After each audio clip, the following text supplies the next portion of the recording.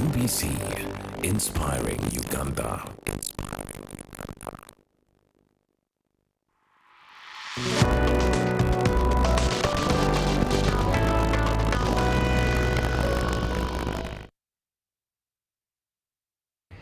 Good evening and welcome to Behind the Headlines. My name is Timothy Nyangweso. Tonight we focus on the grades that came out last week on Friday. Beyond the grades, what does this mean for us as a country? When you look at the number of pupils that finished their primary leaving exams, but also the numbers that passed vis-a-vis the numbers that dropped out of school, we also look at the ungraded there. The national curriculum, the competence-based curriculum there, by next year, it will be making 20 years since 2007. UPE has been here for 30 years. We ask ourselves, is this education system just getting quantities, or shall we be able to get quality out of it? Let me get to the guests that are with me in the studio.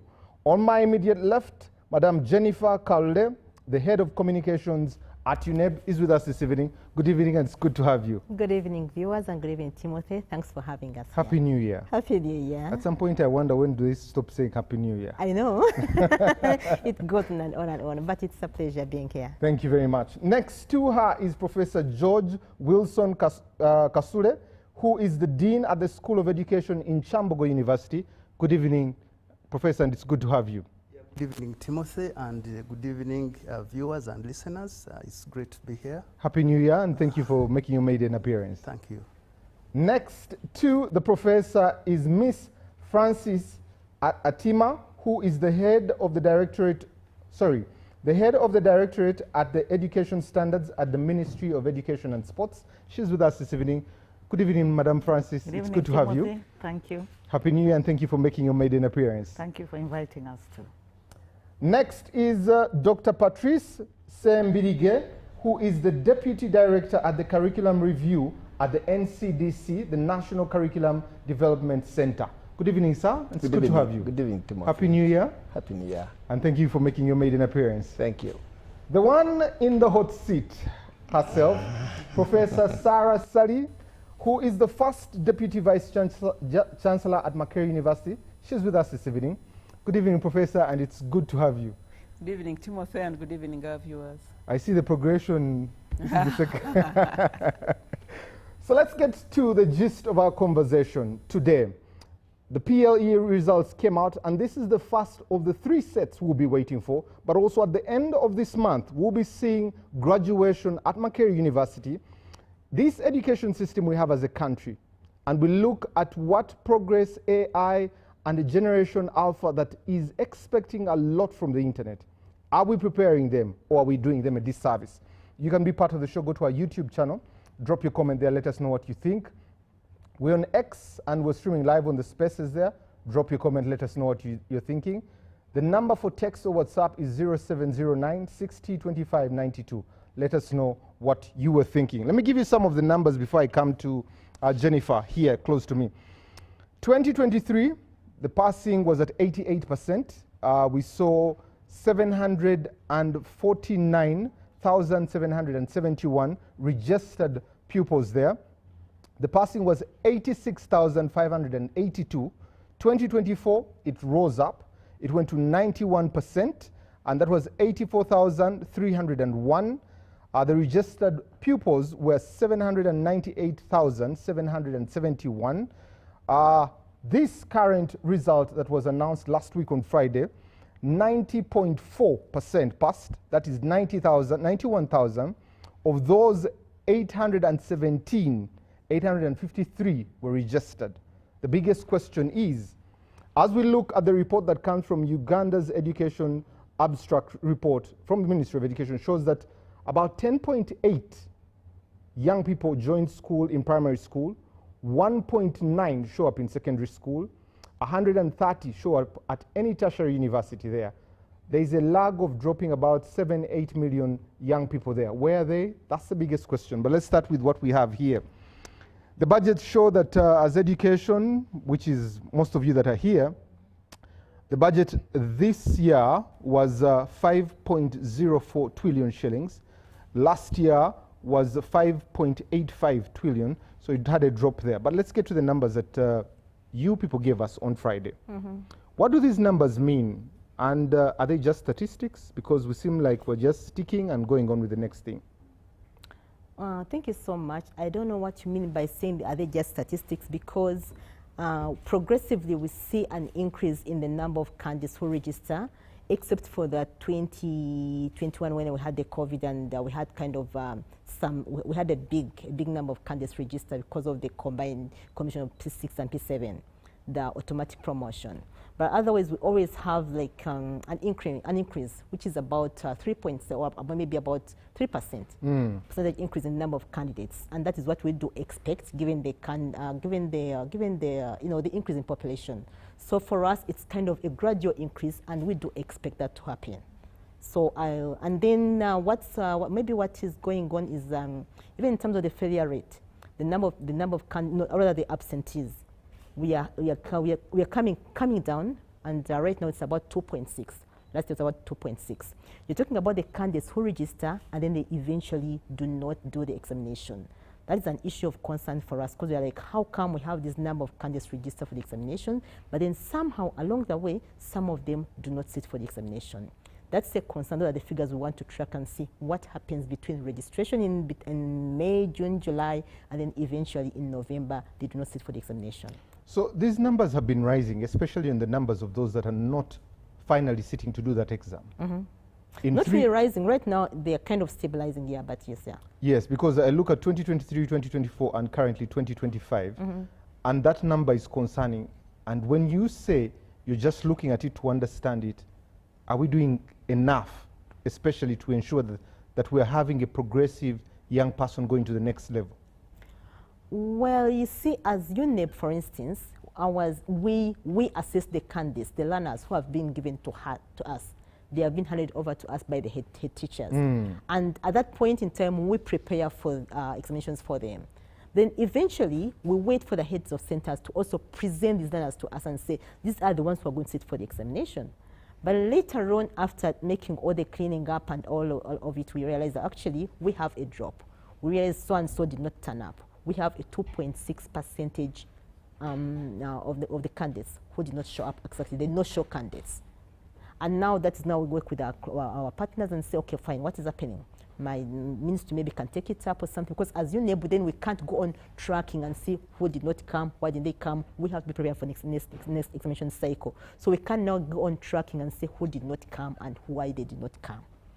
Before I even get to the tracking that you're talking about, 34 candidates had their science paper pocketed somewhere. Yesterday, Pocketed. because we had the head teacher talk about it. We had UNEB first keep quiet, then come out with it. Then you talk about the assessment. How did this happen? I thought you have a process where you know how many papers you've sent and how many papers returned to you.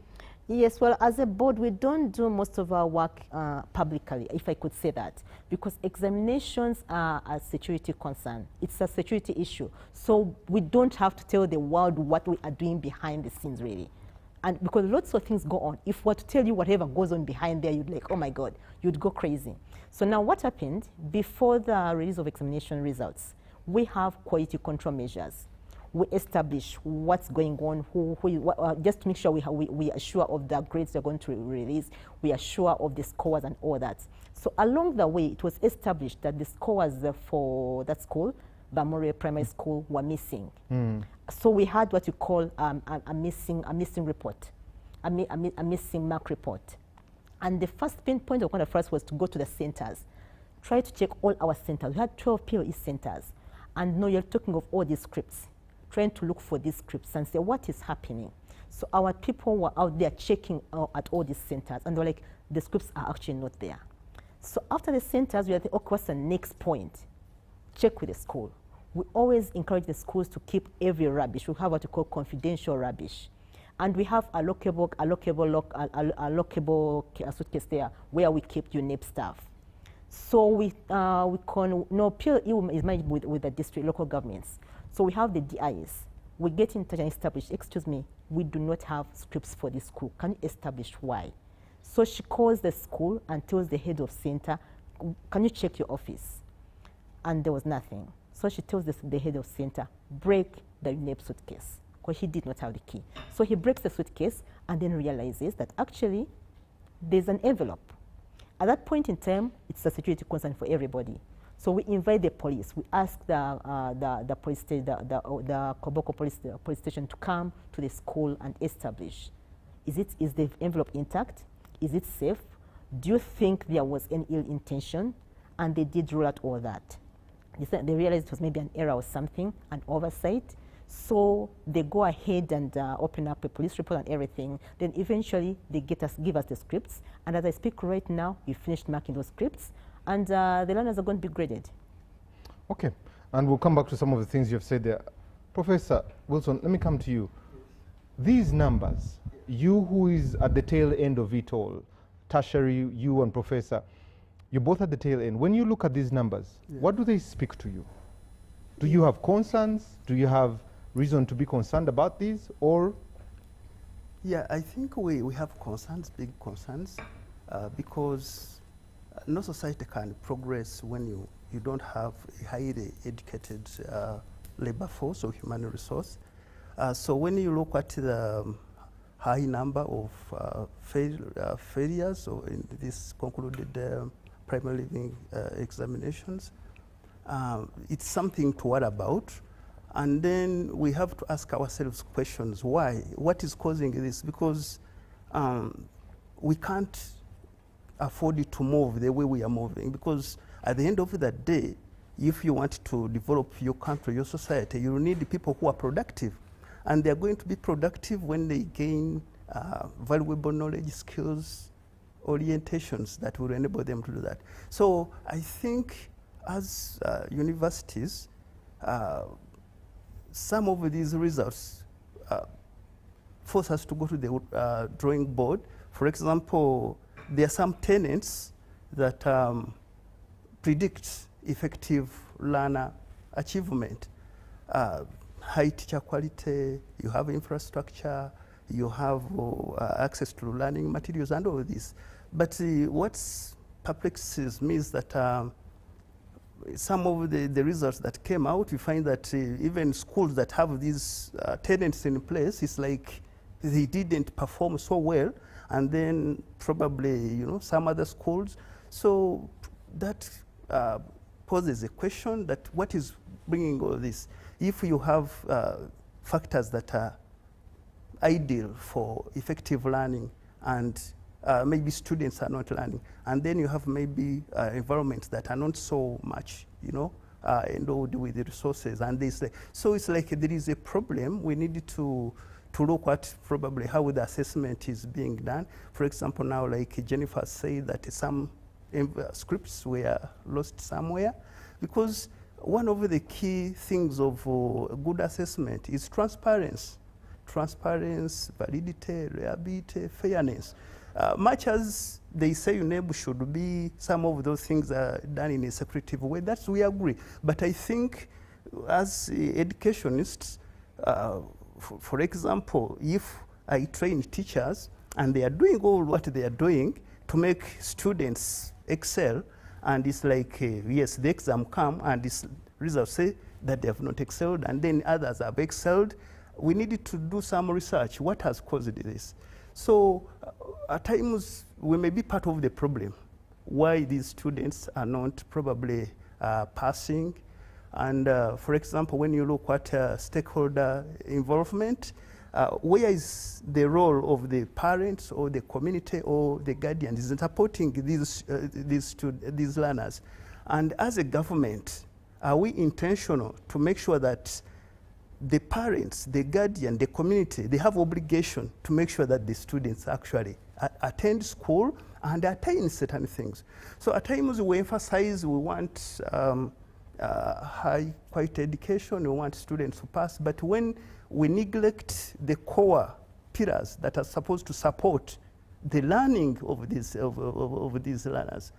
For example, I would think that within our frameworks, as a society, as a country, we would be intentional to make sure that the first responsibility to educate a child effectively to become a productive member of society should be the parent or the guardians.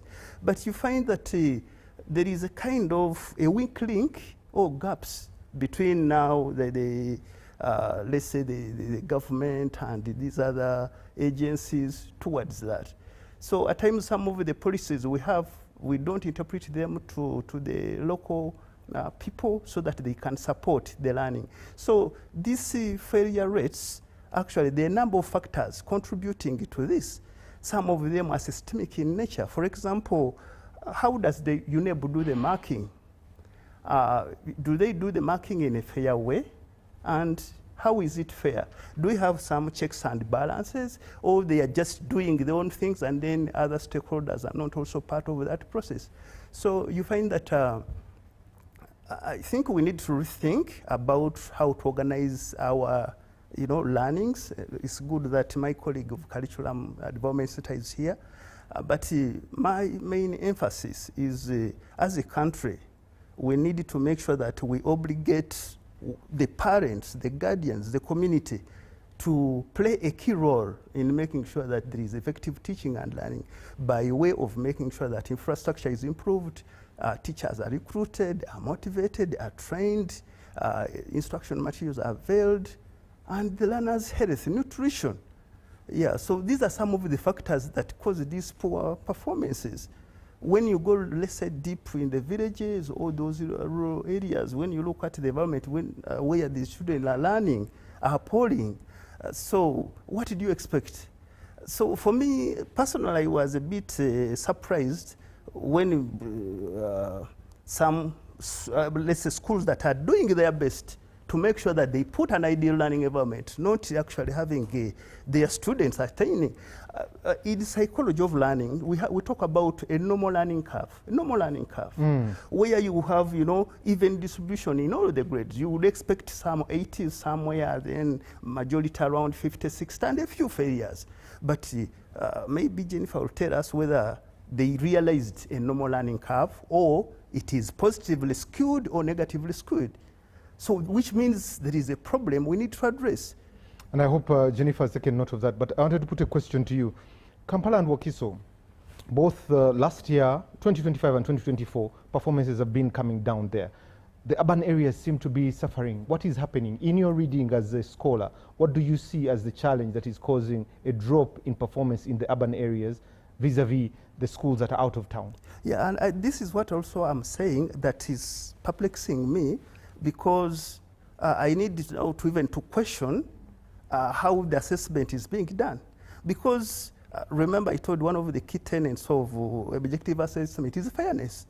Is the assessment fair or is it biased? So if a school, an education institution has put all the favorable factors that predict high performance, then when they fail, there is a problem. But then I need to verify. For example, if I have my child and he gets a 70 and the child thought I would get a 90, there is always need for verification, a remark. Actually, in a university, a student can apply for a remark if he gets a mark that is not to expectation. I don't know whether UNEB has such a mechanisms or something like that, but you may find that truly a person may have scored higher, but because of the marking processes, and it's like somewhere it is not fair. But when a remark is done, this person can achieve higher grades. So to me, I may not conclude that the Wakiso and the Kampala schools are dropping. I need to do research. For example, if we can see from the assessment, what is the problem? Then I can be convinced that, okay, there is a problem. Okay. But once I have not done research, I can't say that there is a problem, not until I find that, yes, it is there, and then we see what to do to address it. Madam Francis, let me come to you. And since you superintend, as the Ministry of Education and Sports, you superintend both all these dockets that are here. In 1996, when UPE came in, the number jumped from 2.5 to 8 million. It has continued to go up. Then you see the numbers dwindle when it comes to secondary school, when it goes to tertiary education there. But also the results that just came out for the young people. There's a huge number in there that we can't account for between P1 and P7. Are we just getting quantities in and not waiting for the quality to come out? What are we doing? Where are we getting it wrong? Thank you so much, Timothy. Now, as Professor has just mentioned, that in absence of a research or a tracking system, it may be difficult to know where actually they are.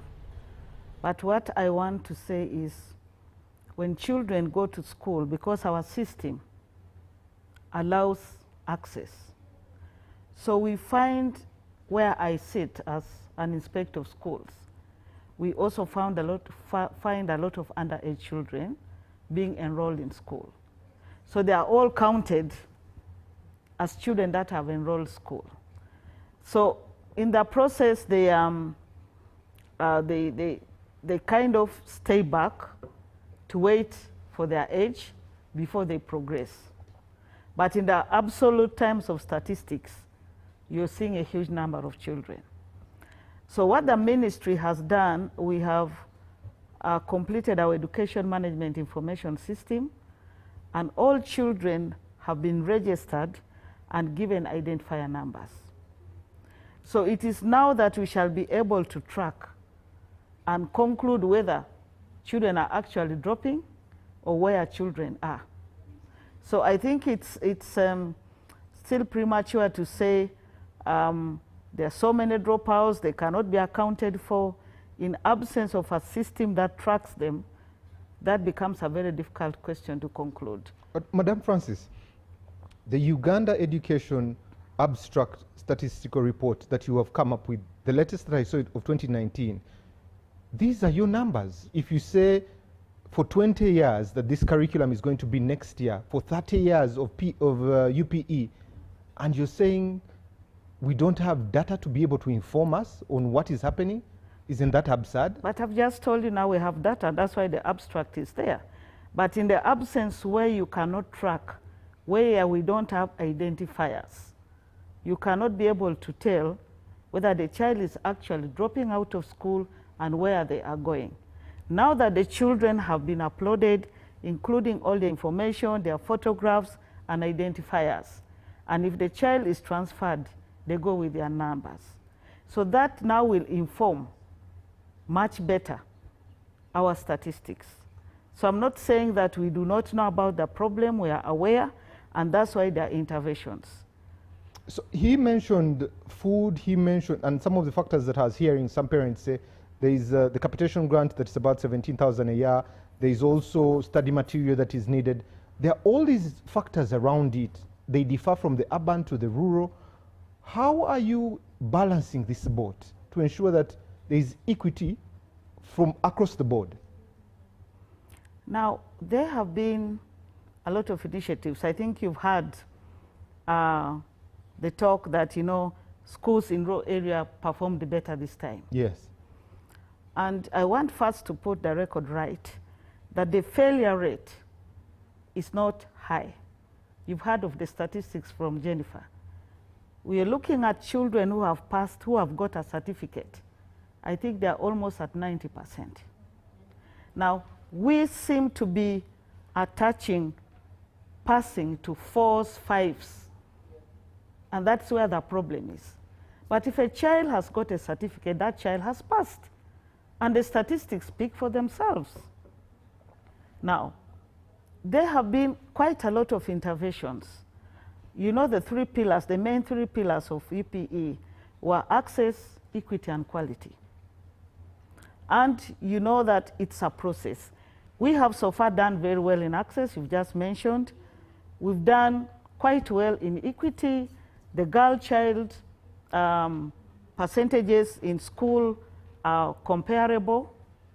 We have had a number of special needs children come to school as compared to before, and the performance is improving. Now, quality education is a process. It's not unique to only Uganda, it's an African issue. And that's why we're talking about learning poverty. So there are interventions to see how well can we improve. And one of them is improving the literacy rates. Now, 7 years ago, we had an intervention of early grade reading, where we had what we're calling the literacy hour. Focusing more focus was on the UPE schools, the government schools. These children we've seen today that have graduated from P7 were the pioneers of the early grade reading. So there are more improvement in literacy. And you could see certainly that English was better overall in most of the places. I mean, by most of the candidates. But you also know that once children are literate or their literacy rates are higher, it also has a lot of impact on all the other subjects. So there are a lot of intervention, including retooling of teachers that has been ongoing. Yes, we know that a lot more needs to be done, and there are many more interventions that are actually coming up, and we think will actually be there. You mentioned teachers before I get to Mr. Patrice there. You mentioned teachers. What was the impact of the strike of the teachers towards these final exams? Do they have any implication on the results we're seeing? Probably, but in absence of our research. So what we have been tasked to do is to go and find out. And we are picking out specific districts where we have higher percentages of children who are ungraded. And we want to start from there. So it is premature to say the strike had an impact, but unless you have real statistics, because what we know, at least from where I sit, that despite the fact that we had a strike, most schools considered teaching primary sevens, a majority of them. So it could be there, but may not be the absolute that we should conclude that the strike actually affected. But I also just wanted to say that one of the issues that we are seeing that is emerging specifically in the urban areas is teaching for results, as opposed to teaching for learning. Because my colleague Patrice will tell you that the curriculum is a spiral, and you keep building on knowledge. And so children are expected, or the teachers expected, to cover this syllabus in 7 years. Now, when we go for inspection, you actually find some schools have covered, in quotes, the syllabus in 6 years. So they're just glossing through it quickly to have time to teach children how to pass examinations. So you have question and Madam answer, Francis, question the question and could be, do they understand what they're teaching? Yes. Because you're saying they're glossing over it, but also we haven't found the competences that speak to the teacher who is passing on the knowledge. No. It is a competition. You've just heard that most people think if you've not got 4s and 5s, then children have not passed. It is something out there, so it's causing a negative competition. So we need to grill the children to pass. Now, when the questions that are asked require children to use critical thinking skills, we have not given these children the opportunity to do that. We have skewed them to thinking in a particular way. But isn't it the mandate of the Ministry of Education to try and change that mindset you were talking about? We are doing that. But we're talking about 30 years later, and it is not just 30 years later. We are doing that. We are going to schools. We are supporting learning. But it's not just a Ugandan issue. I want you to do more research. When you liberalize education, the effects of liberalization of education are that it creates sometimes negative competition. It's not just a Ugandan issue. But now I am happy that the assessment is now getting towards more of competency-based. Now, when the assessment gets into competency-based, it will also inform the way the teachers will teach. So we are moving towards that. And the teachers need to first be taught so that they can teach. Let me come to Mr. Patrice. I'll be back to Jennifer about the assessment. This curriculum stands on 5 thematic areas: critical thinking, creative thinking, communication, problem solving, and life experiences. What informed it? What informed this competence-based curriculum in 2007 that it needed to be rolled out here? Thank you very much, Timothy. You know, with the curriculum development processes, before we develop and design a curriculum, we normally carry out what we call a needs assessment. A study to find out what are the societal needs, to find out the global trends in education, to find out the contemporary issues, emerging issues, etc., etc. Now, in 2007, that's when we adopted a competence-based curriculum at primary 1 to 3, when we developed the thematic curriculum. Progressively, we went to primary 4, 5, 6, up to P7. Thereafter, that's when we had the first cohort at primary in 2012, sit exams based on the competence-based curriculum. Today, that curriculum has been in operation for the last 19 years. And as I talk, we have embarked on the process of reviewing it to match with the modern times of education. But looking at what you have mentioned, you know, the competence of the teachers cannot remain forever. So we have teachers who have been in the system, who have not gotten the chance either to upgrade or to attend capacity building workshops or to be retooled, like Madam Francis has mentioned, and they ride on their experience that I've taught for so many years. So what I'm doing, I know it all. And yet, education is not static. Things go on changing every other day. I'll give a case in point. The competence-based curriculum focuses on what the learner can do, not cram work, not rote teaching. But if you look at our teachers today, they focus more on cram work. They don't focus on understanding and pedagogical shift that helps the learner to develop the concept and to apply the knowledge. So they are still stuck in the past. The way I was taught, most of them, that's the way they teach.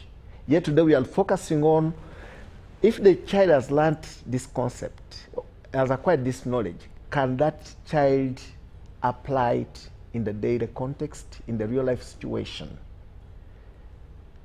We are talking of critical thinking and problem solving.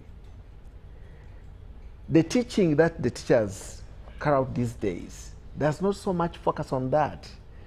As Madam Francis has mentioned, most of them are focusing, they are more of examination oriented. They're looking at results. Mr. Patrice, let me ask. Yes, please. When you did this research for this competence-based curriculum, Yes. what stakeholders were involved?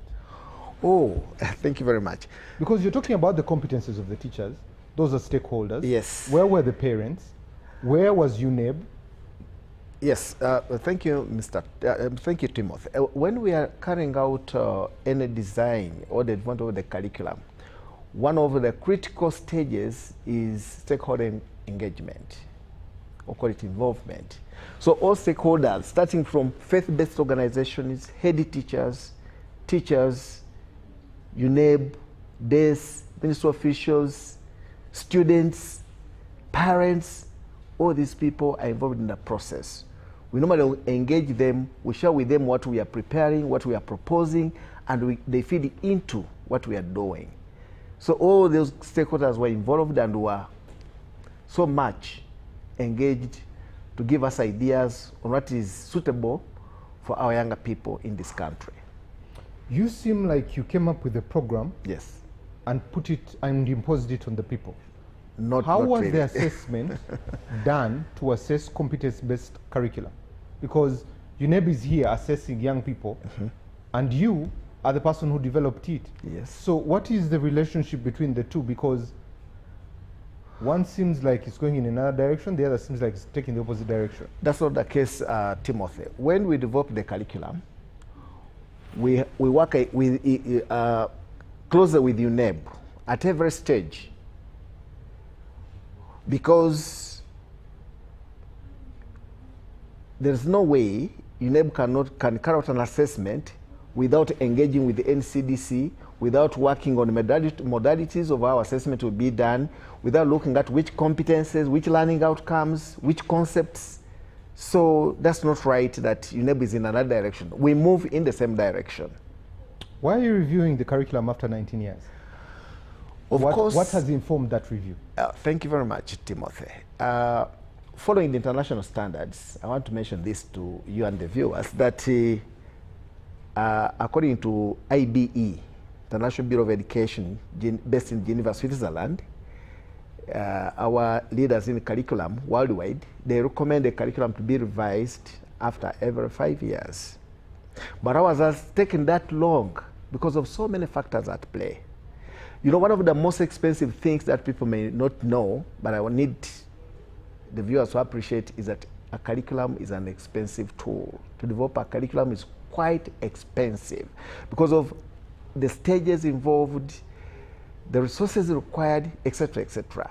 So we've taken all this long, not by design, but because of financial constraints. We could not do it as mandated, that every 5 years we review the curriculum, because it has a lot of cost implication. My last question to you before I get to Professor Sarah Sali. Do we still need 7 years to finish primary school? Do we still need 6 years to finish secondary school? Thank you very much. Because you're talking about global trends. Yes. So I'm asking, with the nature of the internet and how fast people can be able to learn and get information, do we still need that length of time to be in school? Thank you, Timothy. Just like my previous colleagues, the way they have shared with you, that wherever you take a step or a decision in education that impact on the lives of people, you must always have to do what you call a research to be informed whether what the direction you're taking is authentic or you're going to fall into other problems. So the Commission, as you are aware, they carried out our research. They've been doing a lot of things, and as time goes by, I think we shall get that report. But I think you're getting from there, where they mentioned that maybe we need 6 years. But personally, I cannot say yes or no, because I've not done a thorough research if the 6 years really, and where they are, other countries, because we do a lot of benchmark studies to see what other countries are doing. That's what I call the global trends in education. So for now, yes and no, because I can't give an informed decision on that. In your own words, you say the review is supposed to take 5 years. Yes, every 5 years. We've taken 19. Yes. Aren't we failing our own students? We are not failing because the content that was developed at that time, 2007, progressively, because as I told you, we started from 2007 with the P1 to P3, then we go 4, 5, 6, up to 7, then we had the first cohort sitting there, end of psych examination. So if you look at the 7 years of implementation, a pilot and whatever, it reduces to 12 years. Okay, thank Yes. you. Professor Sarah, these young people will be with you in about less than 7 years. They'll also be with Professor Wilson in less than 7 years.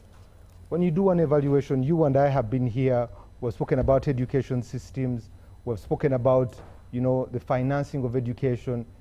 When you do an evaluation of our education curriculum, especially for primary school, what evaluation do you come up with? Thank you, Timothy, and fellow panelists and viewers. In my view, even with the work I've been associated with NCDC, I think we have a good curriculum. And we have a good curriculum because at the end of the day, you see, we have bodies that have been set up in this country. You have the Uganda National Examinations Board. You have a Ministry of Education. You have the National Curriculum Development Center. These are all bodies that have a long history in this country. Their role is to look at the trends of the country and shape the curriculum according to the trends. When you go into the inner workings, for example, of the NCDC, we are even on a committee which is dealing with the anticipated skills needs.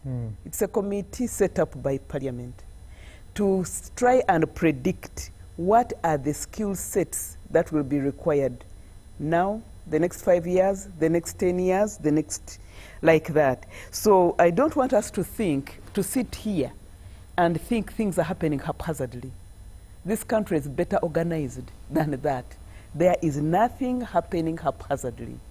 All of the decisions they take are informed by research, and that's why the colleagues from the line ministries cannot just come up and comment anything, because actually there are a lot of studies being done. Right now, I think the NCDC, from where I am associated, is undertaking a study to see what skills do you need for what age set of children. If children are to drop out at 16, what do you need as a 16-year-old to be gainfully employed? Because many people actually are there, but we're just not tracking. If a child is to drop out at 12, God forbid, what needs to be done? But if someone is to go up to university, what needs to be done? And this is being done and then mapping the anticipated, the required skills per level so that they reach at a certain level. But I would like us to not forget what Dr. Lawrence Muganga said when the UNEB exams came up, and I'll read his tweet verbatim. The release of examination results is not news. It should be normal for every learner to sit an exam or undertake an assessment. Yet here we become overly excited about a national exam for a 12 or 13-year-old, while at the same time worrying that they might fail. And I want to agree with the person from the Ministry of Education. Kids actually didn't fail. If you look at the statistics, there was an increment in passing to the next level by 9,503. In 2024, 722,730 passed. This year it was 730,233. So there's an increment of 9,500. But why are we thinking people have failed? One, as she has said, Madam Atima has said, is we base on 4s and 5s. So if we don't get 4s and 5s, then there's a crisis. Number two, this has also been shocking because the two best schools were rural. One was Kasomero Primary School in Rakai and another one, Katara in Buhweju. And the best performing in the city, because they are doing a national average of the grades, the best performing in the city was Chibuli Demonstration, and I think it was 105. So suddenly there's a crisis. But again, these same best schools also produce the top performers, okay? So what you're seeing is an evening out. By the way, for me at the time I did primary 7, there were no big giants in Kampala. Kids kept shooting up from different parts of the country. So this trend where a few people that are 5 kilometers from Kampala, a few schools 5 kilometers from Kampala dominate national exams is an artificial thing created by neoliberalism, privatization and commercialization of education, where you have the centralization of opportunities in the urban centers, and because those are then considered the best performing, they produce the ones who mark. So the system comes full cycle. And then that is supposed to create what is perceived as rural underperformance. But that's not what primary school is about. Primary school is about producing a whole human being, one who can live very well in society, one who can understand what is going on. But because Kampala schools dominate, so they set the standard. And now what happens? Those who want to perform then have a long school day from 7 a.m. or 6 a.m. if they are 5 a.m. if they are boarding, to 9 p.m. if they are boarding. So a child who is not in boarding will not perform well, so parents are coerced to put them in boarding sections. And when they put them in boarding sections, then towards P7, they know those who look like they might not get 4s and 5s, they might get 7, 10 and beyond. Those are outsourced to other schools so that they don't make this school look so bad. So there's a lot of practice which is going there, which is of a business sense and not of an education sense. On the side of education, the people who manage the sector are trying their best. There's a section for primary education in the ministry. There's national curriculum is studying what needs to be done. UNEB is trying to do what needs to be assessed and all that kind of thing.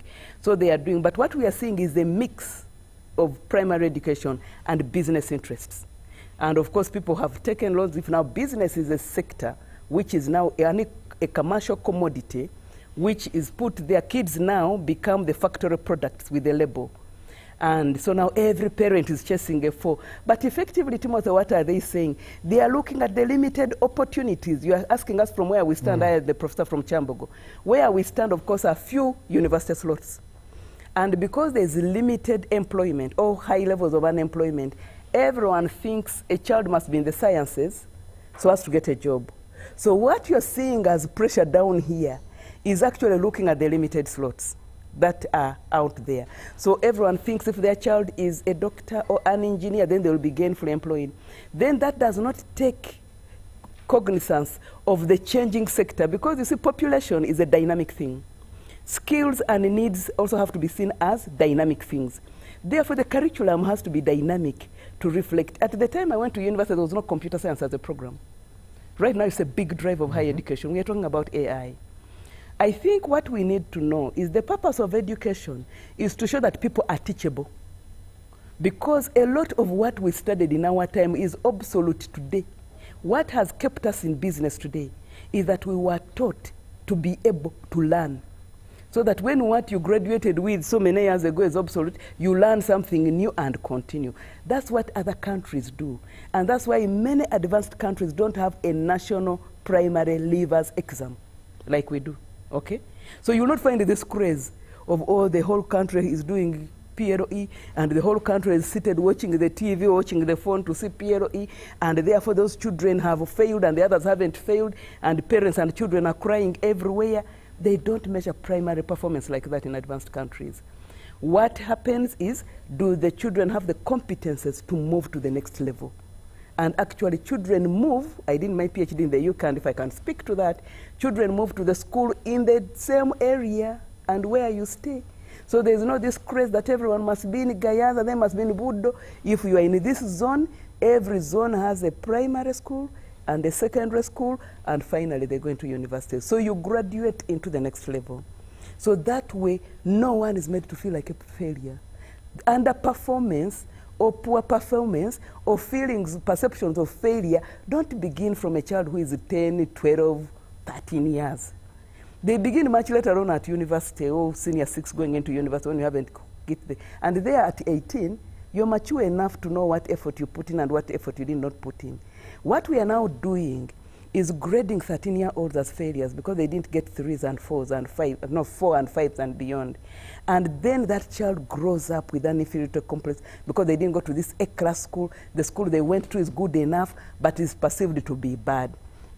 Of course, this should not blind us from the rural-urban disparities, things which we can fix, issues of infrastructure, issues of not having enough teachers, issues of basics like books, and all of that. But even when that is acknowledged, we also need to acknowledge the efforts the government is trying.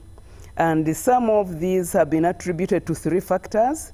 First of all, teacher effectiveness, which the government tries to track with biometric.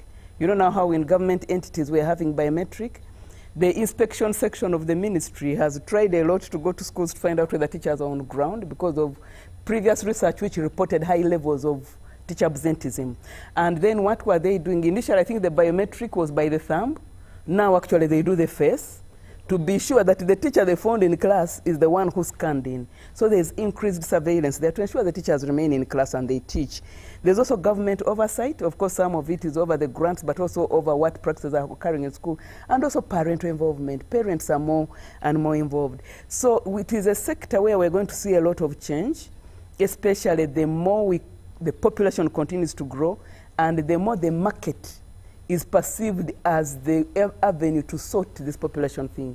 Because as government, there are X number of schools that can be created. So when the government private sector comes in to implement some of these things, it is helping to relieve the pressure.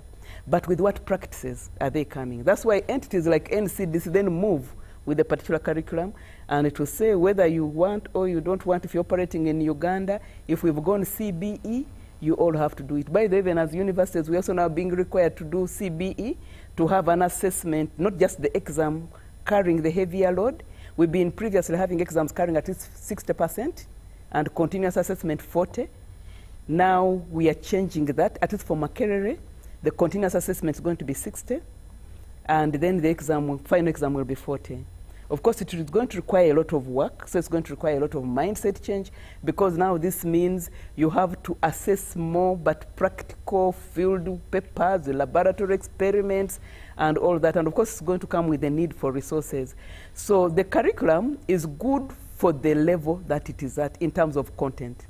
The challenges arise in structure, but also on market forces that are making the education sector at that level behave like a primary enterprise, like a market enterprise or an economic enterprise, when actually it's supposed to be a site for educating children. So I don't believe any child fails in primary school, by the way. Although they can perform, they can be supported to do better. But I don't believe in 13-year-old and 14-year-olds being branded as failures. I think that's very bad for this country, but we should find a way of helping people to perform better than they are. Thank you. And Professor, we'll say there, you mentioned something about cost, and which is something I would like to go to, the poverty levels. You know, the external factors that really play into how this young person, the 13-year-old, the 12-year-old, gets through. The parents' poverty levels in this country, the feeding at school, or trying to move from school to home. When you look at these external factors that have influence in how the output comes, how much do they play to it, and what more can we do about it?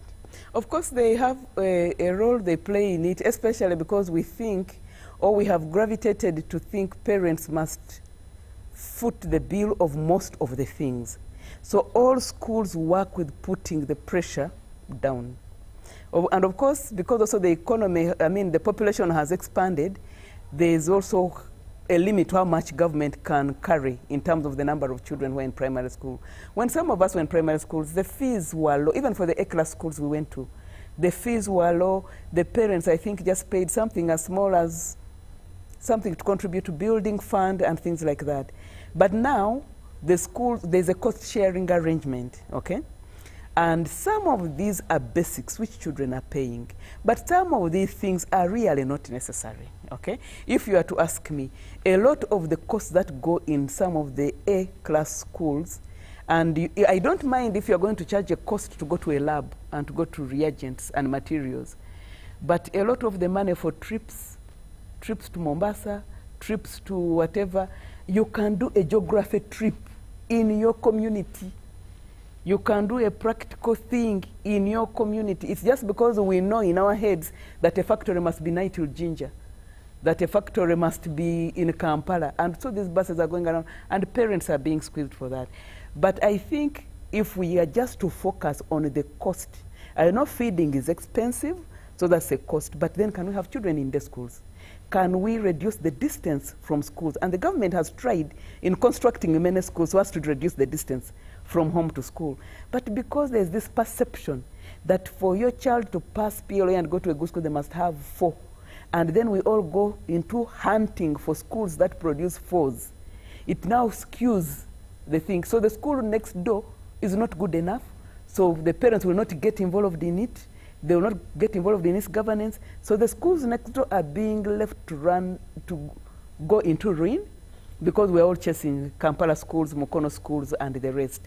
There's a role a community can play, especially in the governance of the school, to ask, for example, what are we paying for? What are we doing that? When CBE was coming on board, the competence-based curriculum, the issue of cost was raised, because it's a more expensive curriculum than the theory that has been there before. And the ministry's response was, use the materials you have.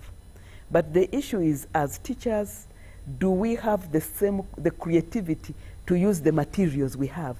Or have we been told that it must be this material bought from Nkuruma Road or Nasaro, because that's where we buy school materials, that do a chemistry paper. How else can we teach chemistry, physics, biology without in a way which is not the traditional way? This is going to require all of us to rethink and to network, but the issue of the cost has to come down, because this dichotomy we are producing of rural, urban, rich, poor schools is not good for our society, especially when you look at the economy these people are going to go to.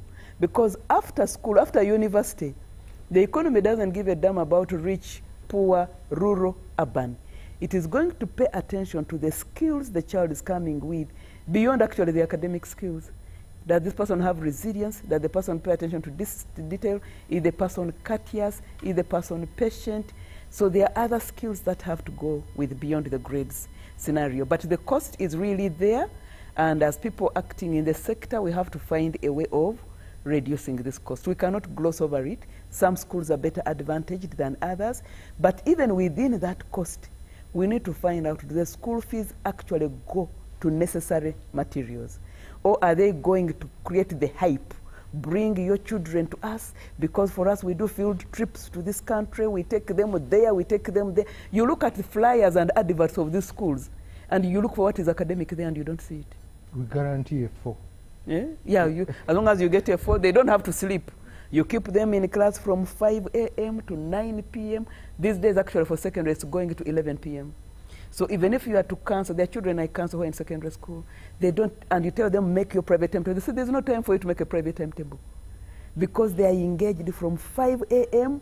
to 11 p.m. If you want to have a private timetable, your own time is between 11 and midnight. So when will that child learn how to manage their private time, how to schedule, how to revise and catch up? Nothing. Thank you. Let's take a quick break. When we come back from this break, we'll be speaking more into this, especially on the quantities vis-a-vis the quality we desire in education. This and more after this break.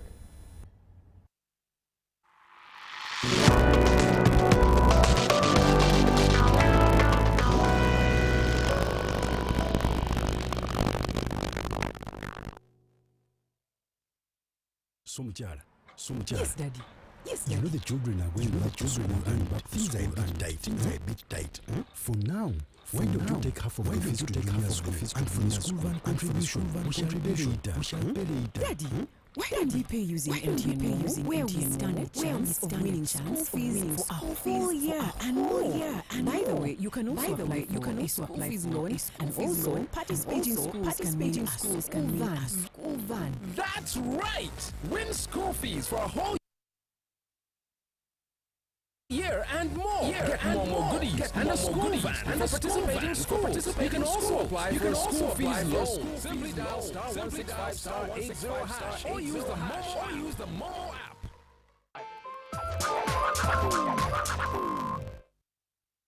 The government is commanded to maintain law and order, safeguard citizens' rights, and provide essential public services.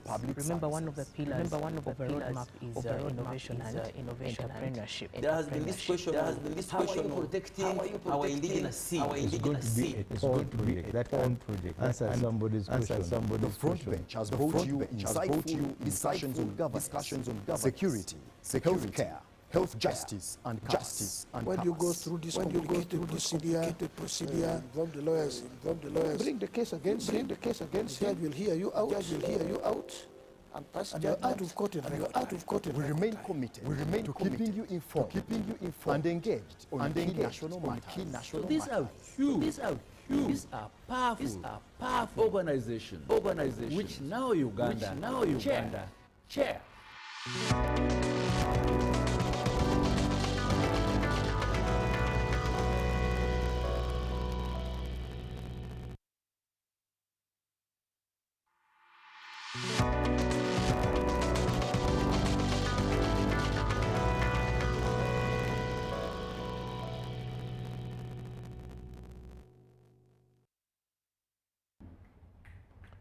Welcome back from that quick commercial break here on Behind the Headlines.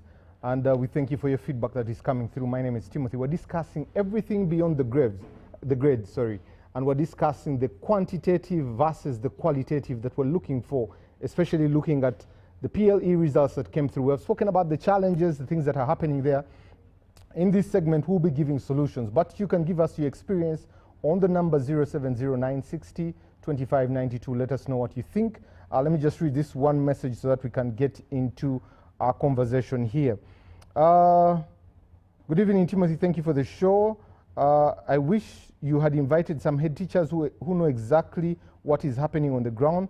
The whole panel is sided to protect the places in which they are. I doubt any of them can practically tell us the world challenges faced in these schools. This is Akelo Patricia from Mukono. Thank you, Patricia, for your message there. The rest of the messages, when they come through, we'll be getting to them in a short while there. Jennifer, let me come to you. He mentioned assessment, and I wanted to ask about how you were doing the assessment, but I would like to couple it with this question. The tagline from UNEB is Recognized Center for Global Competitive Educational Assessment and Certification. Are you living up to the mark? A recognized center of globally competitive assessment for assessment and certification. As in, if anyone was certified by UNEB and you take your UNEB certificate anywhere in the globe, whatever university, Harvard, Cambridge, whatever you wish, no one would doubt and say, oh yes, you're coming from you have a UNEB certificate. They would just be sure that you're credible. That is what we aspire to become. And by the grace of God, nobody has ever provided a UNEB certificate and it's doubted. That is why if somebody is going to study abroad or they're looking for a job or wherever, they always ask for verification by UNEB. And the moment UNEB confirms that indeed this is our certificate, this is Timothy, and they actually went through our system, always they are giving whatever they ask for. So indeed, yes, I can say we are a recognized center of globally competitive assessment and certification. How are these assessments carried out, especially for this competence-based curriculum? Because Professor Wilson mentioned something and said, you could get one paper from Timothy, he has got 95, that is the marking scheme of everything else. Excuse me. I wish. Okay, now the competence-based curriculum, first of all, that we are assessing at the one you're talking about is more at UCE, at lower secondary level. And 80% of this is what is assessed by UNEB, and 20% is school-based assessment. What Prof was talking about, the continuous assessment. For us, is 20%. And here it's... Even for the primary school? No, for the primary school, now it's 100% or everything done by UNEB. But it's at the lower secondary school level where we have the continuous assessment, which is the school-based assessment, and then we have the project, which is a standalone. Now, for continuous assessment, for senior 1 and senior 2, the learners have to work, like say, in groups. They do various scenario-based cases just to get them get them acquainted with how to answer the questions, how to work in a team, how to be able to develop these various skills. They identify their potential, identify the skills, and then they are able to use those skills to come out with different projects and various. They develop the skills continuously. So a teacher is able to assess. And when Jennifer came in senior 1, she couldn't talk. And now she can talk to 2 people. By senior 2, she can talk to 5 people, 10 people. She can talk to an audience. It's progressive assessment by the teachers. That is the continuous assessment. And there are parameters and on how this assessment is done. Now, the 80% is what UNEB eventually does assess. That is the end of cycle assessment. And that senior 1 and senior 2, the learners have to produce group projects. So they learn how to do how to do a project. They go through the entire project cycle as a group. By senior 3, you come up with your individual project. Because you realize in senior 1, senior 2, you're working as a group. You're trying to support each other. You're trying to make sure everybody has their competencies developed, support each other. Everyone makes a presentation. Everyone is able to make a report and all that. And then by senior 3, you come up with your own individual project. Senior 1, senior 2, you do a project for each of the subjects. And then senior 3, senior 4, you're doing individual reports. You're coming up with a combined project. So you decide on what you want to come up with, and that is now when UNEB actually does the assessment for senior 1. By senior 3 now, let's say the learners by third term, senior 3 third term, they are presenting to us. They've established the project title, justification, and what are you going to do, how are you going to do the project, and how are you going to do the resources and all that. And now by first term, we expect them to actually work on the project itself. So it's kind of like a continuous process for the learners, and it is very exciting for them to get to know how to do this. And there's a business company at the end of the day. They're able to do the business aspect of it. They're able to say how are you going to make the sales, how are you going to solve problems in the community. What is very exciting for them is that they're able to identify a problem in the community, and they're able to respond that kind of problem, solve the problem. So all of them are very excited. When you look at learners who are like senior 1, senior 2, senior 3 learners, they are very outgoing, they are very ambitious, they are able to respond to problems, they are able to address certain issues on their own, and they are able to address certain issues on their own. They are able to critically think through a situation, analyze the situation, and say, this is what I want to do. Ask them, why do you want to do that? I was we're assessing PE, physical education. Before we used to do physical education just for the sake of doing physical education. Now that we are assessing it, more learners are coming on board. And when you ask them, okay, what happens after doing the examination? They're like, you know what? There is a field near my home. I'm going to get people, make sure I take them through, they do the aerobics, and then they'll give me some money. I'll be able to support them, make sure they keep physically fit. And somebody's thinking beyond just doing PE for the sake of doing PE. And I'm grateful you've given us the O-level primary school. How do you assess it? Is it any different from the curriculum before? The primary school curriculum is actually, first and foremost, what UNEP assesses is based on the curriculum. We do not assess anything outside the curriculum. That is the basic. So we have the curriculum by the NCDC, and then the teachers do the teaching, and UNEP comes in at the tail end to assess according to the curriculum. Now, when you look at, say, the current, the PLE, NCDC will bear me with me. When we're doing the grading and all that, we're doing all the grading, you were told that UNEP actually, all the questions were based on the curriculum. In other words, we work within the parameters of the curriculum. We don't do anything outside the curriculum. Why, like what Madam Atima said, why we see some of these lapses, I think it's because effective teaching has not taken place. Because our teachers teach just to pass examinations.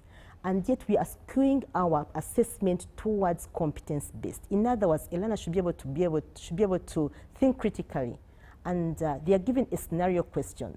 So if they are told to cram and this is the answer, you find that they have the correct answer, but they have a wrong working. They can't critically think through. Let's paint a picture. I'm in Busia, you're in Kampala. We're both asked to tell how charcoal is made. In Busia, I have an idea. In Kampala, what idea do you have? And how do you assess such a thing? Because you're giving me creative thinking here. In Busia, I know how they make charcoal. How do you know how to make charcoal in Kampala? Well, I may not know how to make charcoal in Kampala. Maybe I will know how to do a solar cooker or how to cook. But even we used to buy charcoal. I will know how to get charcoal from the store or something like that. But the assessment is such that we have questions which speak to both the rural candidates and the urban-based candidates. The scenario questions always, we make sure we have a balance of all, both the rural-based students and the urban-based students. But then, if the urban-based learner has not been given the opportunity to be an independent thinker, they will still not be able to make it. That is where we have the challenge. We need to make sure that we support our learners to be independent learners, not just push them through, make them cram this process and be able to provide the answers just to pass examinations. Like what Madam Etima was saying. How come people are going through the curriculum or the syllabus like 6 years instead of 7 years? That means there's some rush somewhere. Something's not been done well. So we need to get to a level. My last question to you, and this is really particular, because you are assessing the child at P7, you're going to assess them again at S4. What more can you do in between there? As UNEP, what more can you do? Because you seem to be working within a box, and if you can't step out of it, because when you step out of it, you're stepping into someone else's territory. What else can be done by Uganda National Examination Board between P7 and S4 that you were caring about getting quality and not just sending quantity to the next level? One of the things we do as a board is to provide a report on the work of candidates. We do assess the work of the candidates and we establish what happens, all these questions you're asking, and we work with examiners, by the way. One thing I want to make clear is that UNEP does not do the assessment itself, does not do the actual scoring and the marking. We have examiners from all over the country, and people do apply for as long as you are a teacher of that subject. You apply to actually mark the subject, and we have examiners from all over. So even the notion that UNEP tries to, maybe you will try to favor rural-based schools and all that, that cannot be true because we have examiners from both the rural schools and the urban schools. And the way the marking is done, there is a team. They make teams randomly, by the way. You don't decide whom you're going to mark with. And then we have what you call the conveyor belt system. The conveyor belt system can be, Timothy, you're marking from number 1 to number 10. I mark 10 to 20. He marks 20 to 30. No one person determines the grade of a single candidate. It is a teamwork. It is a team spirit. And the teams are made randomly. You don't decide and say, I'm going to mark with Timothy and Professor so we can be able to have our own cocoon and something like that. And then what we have what we call the random numbers. Nobody knows which school. The envelopes are going to come, but you won't even know which school you're going to mark because they are randomized. Just they're anonymous. All you need to know is I'm marking number 1 to number 10, and you're just marking that. And at the end of the day, we have people who are marking from all parts of the country. And no, we have examiners from Kampala. Nobody will want to fail their own children. So ideally, the notion that UNEP I know the people always tend to think that UNEP tries to favor rural-based schools vis-a-vis the urban-based schools. But we have examiners from all those places. So why would they want to fail their own children? We don't do that. There is a randomized system that ensures fair assessment of all the learners from all over the country. Professor Wilson, Yes, Timothy. when you look at the holistic education system, is it still fit for purpose? And how would we reset it? Yeah, it's quite an interesting question because at times, even in universities, if you happen to visit some of our universities, you can wonder the operations and the processes because universities are supposed to be models of society. But you find that also many things are lacking at the highest, level of education. So I think as a country, we need to be serious with our education. For instance, we need to have a vibrant think tank for education, full of technocrats that can really come up with ideas that can have a curriculum that will enable a person to be productive. My colleague from National Curriculum Development Center said that they have been running a competence-based education curriculum since 2007, if I got you right. But now Jennifer says it is UNEP assessing 100%. Competence-based education approach doesn't work that way because you are looking at the practical aspects, at least maybe 50-50. So what are we talking about? You see, we are... No, we're talking about primary school. I'm talking about primary school because I'm referring to what he mentioned and I'm referring to what you're saying. So you find that we may end up confusing, ourselves and maybe the audience. So we need to agree that some of the things we are doing, we are not doing them right. We need to come to that realization. The moment you cover something under the carpet and you think the things are okay, and yet they are not okay, you'll end up being in that kind of vicious circle. So for you to tell me that primary education is competence-based and then you are having theory assessment of 100%, so what kind of, So what can we do? We need to look at the key knowledge areas, content areas. We need our people to develop, to be productive in society. Professor Sally talked about, not probably pushing so much a burden to the parents to meet the education cost. But when you look at developed countries, the population there pay big tax, and the governments are able to get that big tax to provide all the social services, which is not the case in our country, let's say in Uganda. You may find that if you look at our total population, how many people are productive, contributing to the tax base, big tax base? You find that probably it's not a big percentage. You find that most of the people are dependents. It's like they want the medical service, the education service, infrastructure, and all these other things. But what are they contributing towards, you know, that tax base? So we need to identify what key skills and talents our people can develop within the environments. So that if a person is living within an environment of, let's say, fishing, cattle rearing, minnows, we need to have a curriculum that speaks to developing these talents so that even when this person finishes whatever level, he can join. But now we have the theoretical curriculum, we are preparing people for jobs.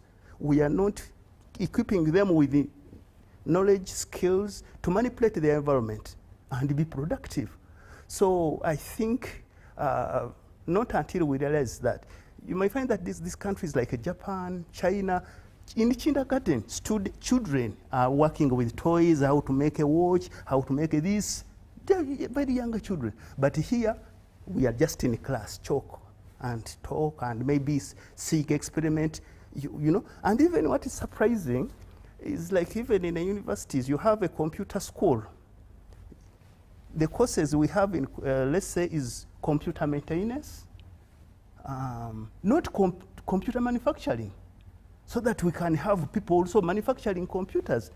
So you have computer maintenance, you know, those kind of, you know, courses that are keeping you in sort of slavery to the person that has manufactured this thing. So for me, I think we need to get down and think of the key skills, knowledge, values, orientations. People need to be productive within their environments, first and foremost, because we thrive within our environments. You may find that some of these things we teach our learners may be irrelevant and useless. For example, I'll give you music industry or sports industry. When you go to these developed countries, actually there's some general knowledge, math, English, and all that. But if a person is, let's say, footballer, this person will devote more to developing that talent, more than to this general education and the theory. So that by the time the child is 10, is playing under 10, under 11, by the time the child is 16, he becomes even, can sign a profession and start earning millions. Actually, that's why you find that even countries like in West Africa are doing well when it comes to sports industry. When it comes to music industry, we need to look at the service, what talents do people have. At times we even kill the talents of these people because we want them to get the 4 or to get the 5, which 5 and 4 will not help them. So where is that? I think we need to say curriculum. If a person is interested in furniture making, those kind of things, let them develop that at an early age, other than wasting too many years pumping them with the theory, and yet we know we have limited employment opportunities within the government and within the private sector. But if these people are trying to be entrepreneurs of themselves by nurturing their talents, their skills, I think our education will be relevant. But the moment we still, our education is still based on the colonial model. And yet our colonial masters changed long time ago. Just as the Professor Sally said, that all schools, there are no disparities in schools. But here now you find you were trying to develop social strata. You have the first class, you have the middle class, you have, you know, the peasant class. So, but whose responsibility is it to make sure that that is rectified? That's why I'm saying that we need to be intentional by having think tanks and by government having a visionary eye to see how we can put our society in order. But the way things are, for example, Black Africa societies, in most cases, so many things are not going right. But let me talk about Uganda as a case. Yeah, so if at all we don't do something to have an education that will empower a person to be productive and contribute to societal development, we are going to have more dependence and we will become disparate. So that's my take on the holistic kind of education we should have. And just one more before I get to Madam Francis. The stakeholders within this, there is the child, there's the parent, there's the school, there's government in there. How do we all play together so that we're, if it's a football team, we're all aiming to score in the same goal? Because the benefit of one child, and not have quantities, but look at the quality of one. How do we get that? And who plays what role so that we all know our parameters of start and stop? Yeah, I think that's a very good question. Just as I hinted on sometime as we are starting the show, is that we need to have deliberate intentions to work together as stakeholders for the good of our society. You may find that these stakeholders, especially let's say the government and the parents and the community, the child is innocent because actually the child is a victim of circumstances. But you may find that the government may present itself as if it can be able to do something, but when they cannot. So, okay, I'm going to provide this and you can't provide it, so what happens? The child is suffering. That's why I think we need to strengthen policies like the public-private partnership. We have those policies, but they're not so vibrant. And at times, the politicking takes over and it's like, you know, but we need to come to realization that, hey, we want good schools, well-furnished, high-quality teachers, capacity building is there, the children are fed well. So, as parents, as a community, what can you do to make that happen? But at the moment you think I can do it and that you can't do it, then that is a paradox. And it will only bring a dilemma, just as your topic suggests. Thank you very much. Let me come to Madam Francis. Madam Francis, something that Professor hinted on, especially on the liberalization of education, and some people have turned it into business for profit, and the tagline, even now as you move around town, you will find people with cars promoting schools. As the Ministry of Education, what are you doing to safeguard the consumer to benefit? We're talking about the child, the government, and the parents there. Thank you. I want to pick from what our minister always mentions, that education is a shared responsibility. And really to strengthen the question you had asked, whose responsibility? It is all of us. The parent is the primary person in ensuring that their children are actually learning. The first school is the home. Now, recently, I just want to give an example. When results were being released, the minister clearly mentioned that given the Privacy Act, results should not be published, the children names and their pictures. Results were published, including children, with consent of parents. And what were we driving at? That when results are published with false, sometimes, by the way, with inaccuracies, what is the intention? It is commercialization. So we need all to move together. When we, as policymakers, bring out certain things, we have reasons behind that. Now, if a parent consents and allows their picture of their children to be there, it becomes also complicated. So policies are there, as you mentioned, but who are the people who are supposed to enforce and implement these policies? The other thing I would like to talk about is the career pathways. It is not true that entirely education is driven by lack of competencies for our children. They cannot be able to work. We have career paths. For example, we have the polytechnics, community polytechnics, where children, even after P7, can go and take a path, a skills path. But here we are as parents, we are also skewed that, you know, for me, I would want my child, even when I know that my child probably does not have that capacity. I want my child to be a lawyer, I want my child to be a doctor, and of course all the flying courses, an engineer and all that. So we need to intensify awareness and sensitization, because once the parents understand and once they appreciate why probably some of these policies are put in place, I think we'll move a notch higher. So it is a holistic responsibility. At what point does the Ministry of Education come out to whip these urban schools that are commercializing to put them in order? We have seen Ministry of Education come out and say, don't increase fees, it has been increased. Don't ask for such, it has been done. So when do you stop barking and biting, start biting? You just watch the space.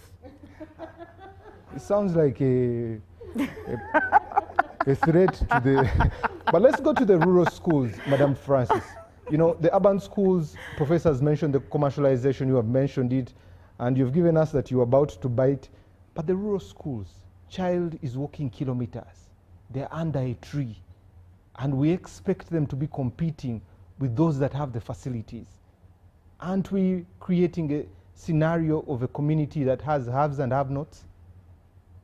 Not entirely, because if progressively, I do not have the statistics of CAF, you can see that number of schools being constructed is increasing. And that's why there's a policy of a school, a primary school in each parish.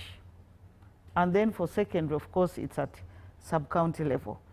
And that is all to try to reduce the walking distances of children. We also know that most of the schools have been constructed. Government at ministry level has been provided the school facility grant. It may not be adequate, but there is something being done to ensure that the environment where children are learning is improved day by day. But I also want us to take cognizance of the fact that learning does not only take place in four walls.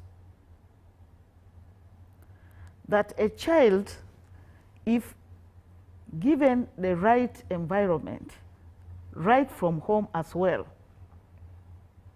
and also at school that our teachers are teaching according to the syllabus, assessing as they are expected to assess.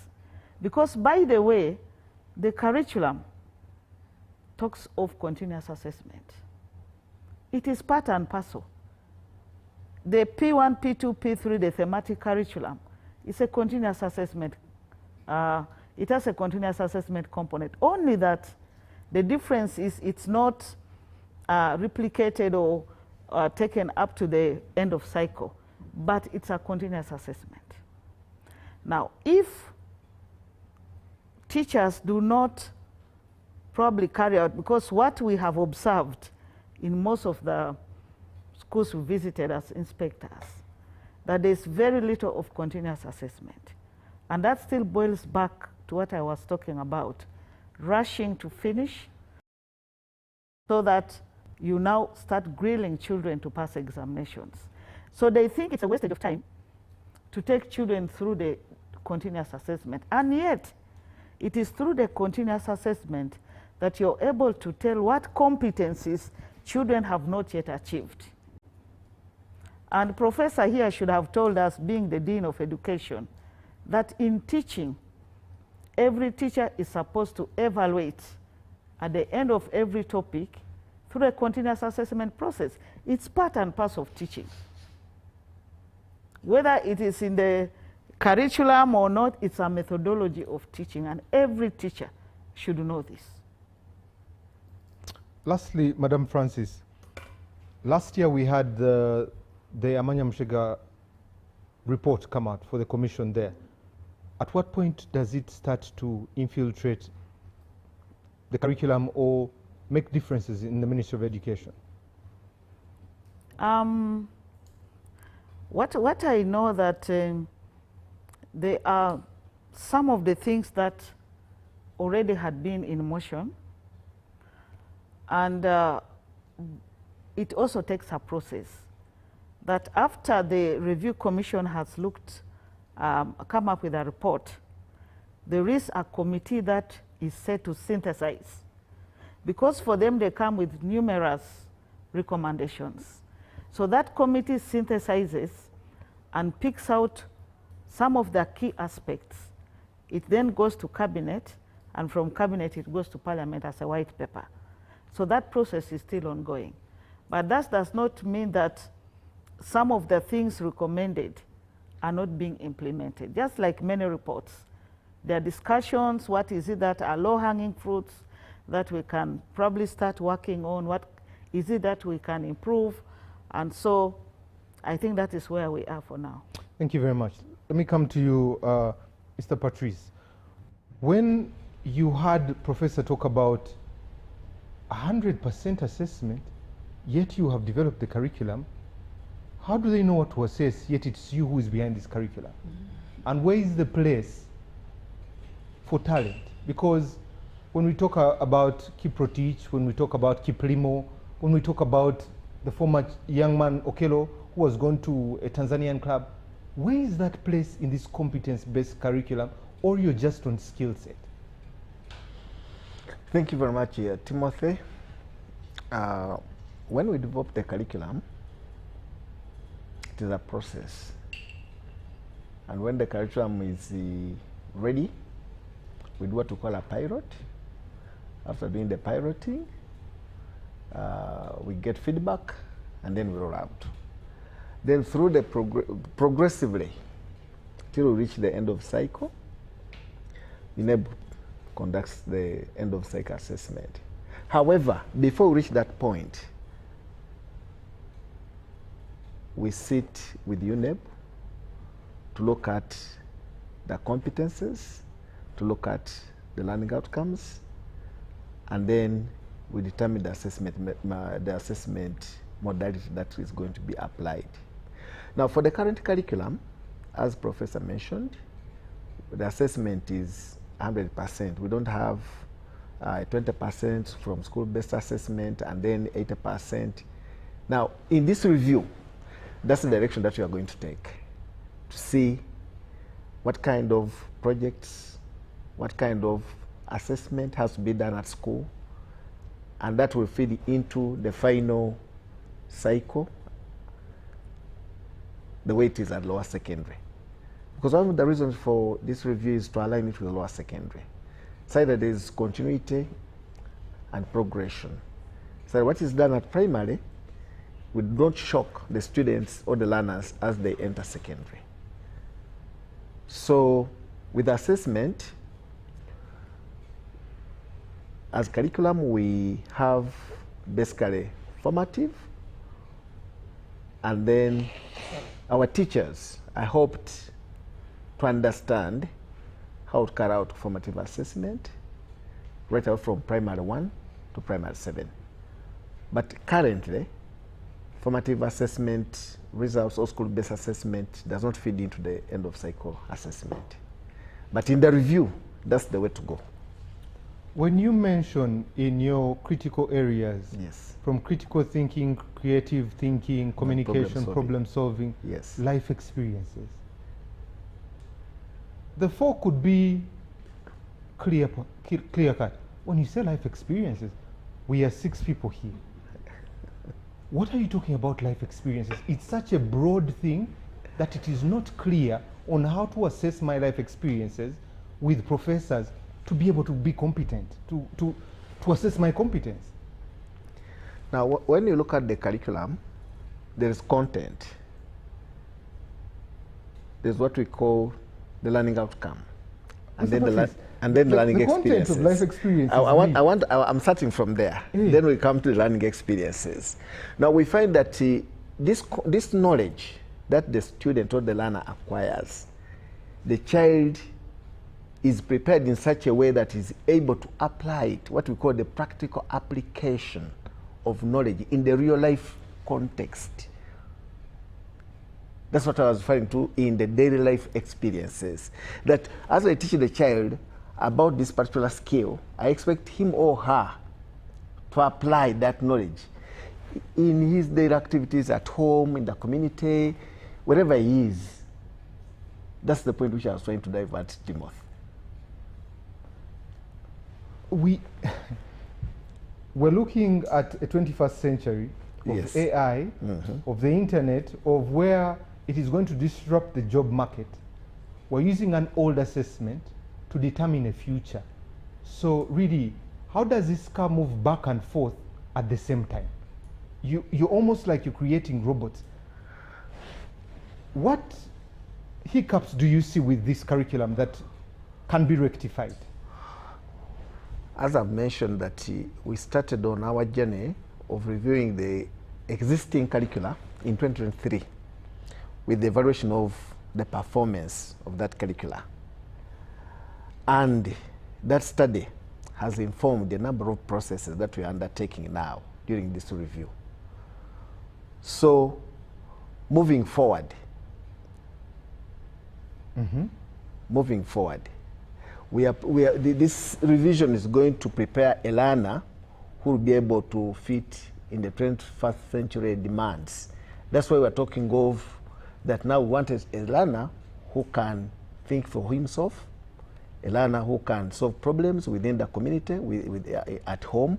We're looking at a learner who can communicate, a learner who can collaborate with other people in the community.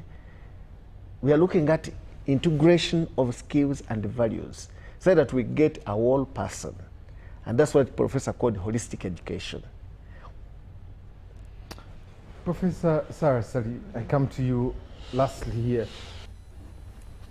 These young people have completed 7 years of school, and now we expect them in about 10, 13 years to become productive citizens or to be gainful. How is that possible? Indeed, it's an interesting question on how is that possible. I think it's because we who are assessing these children and these learners are also looking at it in one way, that they are going to come out and then they are going to create jobs for themselves. But an economy doesn't work like that. If you're looking at them finishing high school, they must fit in the economic opportunities available in our society. So the key question then is how much or what economic opportunities exist. And of course, some of our economies suffer in that most of it is maybe just service-based, and there's not much industry production taking place. Some have even analyzed that actually what we are seeing as a middle class is a middle class which is growing not out of production, but out of location and proximity to opportunities. So that does not really spell well. So 13 years, for me, I'm one who doesn't believe that, of course, some people, some children in our homes that are stuck to TV and are not minding what is happening outside have a problem. But many children, especially in rural areas, are problem solvers, they are critical thinkers, because they are carrying homes. They don't have the luxury to be there just hanging around and doing nothing. So many of our children are doing something for themselves. But I think also the problem we have is, one, just comparing Uganda with what we have seen elsewhere, and also number two, thinking, you know, maybe what we should be saying is our education system is not inclusive to cater for learners with different abilities. For example, like when we give the example of sports people or musicians or kids who are very highly creative, that in advanced countries they're taken out of school at 8 years to use that brain before it closes up, because they say it operates in a particular window. A certain window opens up, this kid becomes a very either high-tech kid or very talented in music. But if you keep them in our system, they will actually falter. So what actually happens in those countries, not that the education system is inclusive of them, actually parents take them out and give them a home-based education. And then they return later When you hear the stories, oh, the Bill Gates dropped out at 16, those are the kind of tracks. So providing for that inclusivity, or not providing for that inclusivity, doesn't mean whatever else exists is hopeless. Because everywhere in the world, there is a structured, formal educational system, okay? But in those societies, other tracks outside the education system exist for talent development. So the mere fact that you can go to whichever park and train with Man U and train with Arsenal doesn't mean the UK's education system is providing for sports people there. No, it runs very much like the way we run. That's where we benchmark it from.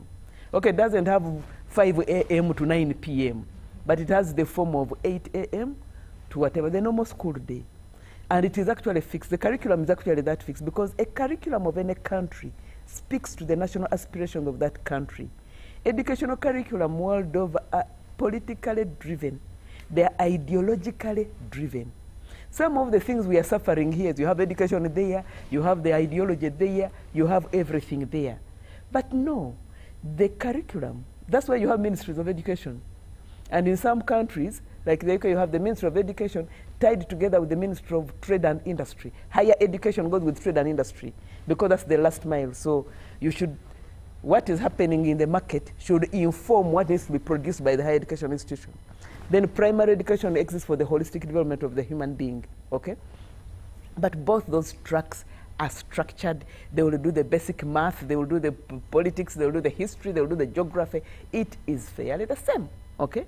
But what happens in those other places is that there's a bigger economy where sports science is developed, where music is developed. So even if a child decides to drop out of formal schooling, they can be skilled on another line and do it well because some music band will pick them up, some sports club will pick them up, and they grow up out there. So because Uganda's economy doesn't have those opportunities, it does not necessarily mean our education is hopeless.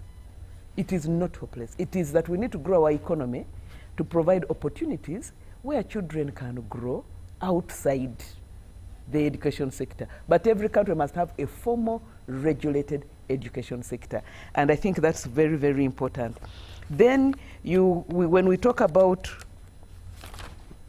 the rest, and I'm very much passionate about how can the curriculum to what extent does our curriculum speak to the national aspirations? When I talk about national ideology, it's really talking about the political economics of the society in which the curriculum is based.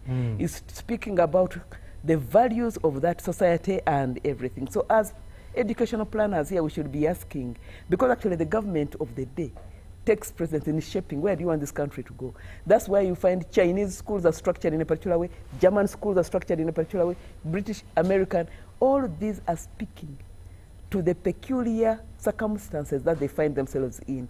So here, and many African countries, we appear to be failures because we benchmark ourselves on everything else and forget what exists in this society.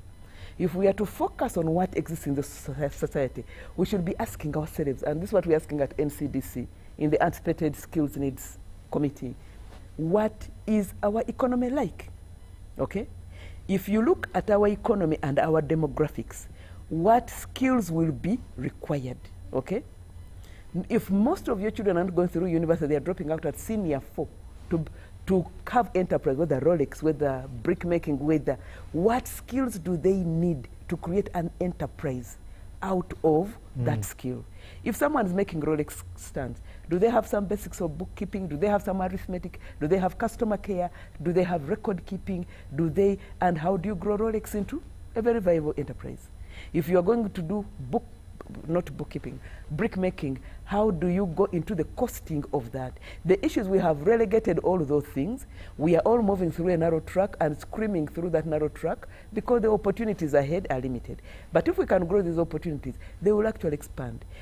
Timothy, you just need to walk. When you travel around this country, you will actually realize that not many people are where we are. We are the few privileged ones with salaries.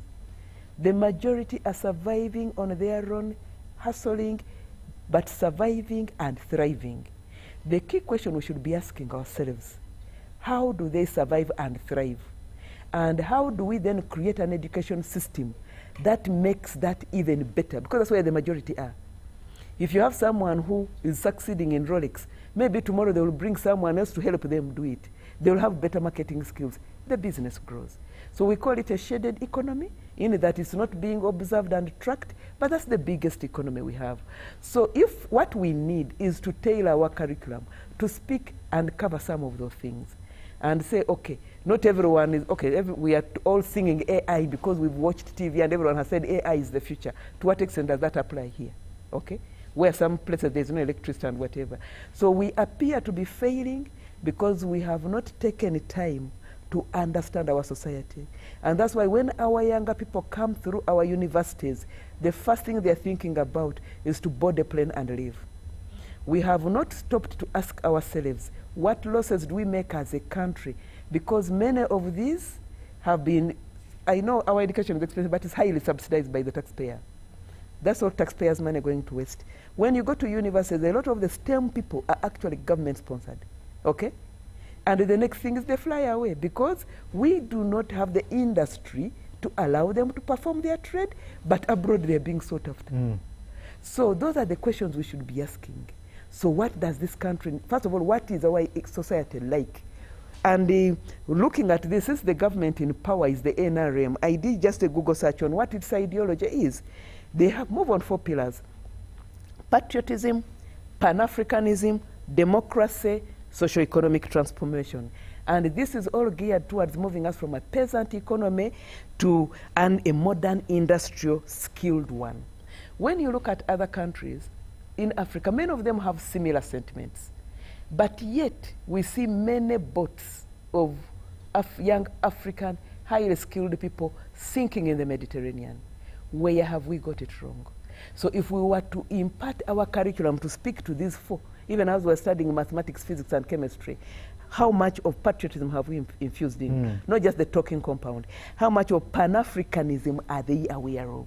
Do they know, for example, the African founding fathers and the ideals they stood for? What is it about democracy they know? What is it about socioeconomic? Do they know the political economy that drives this society?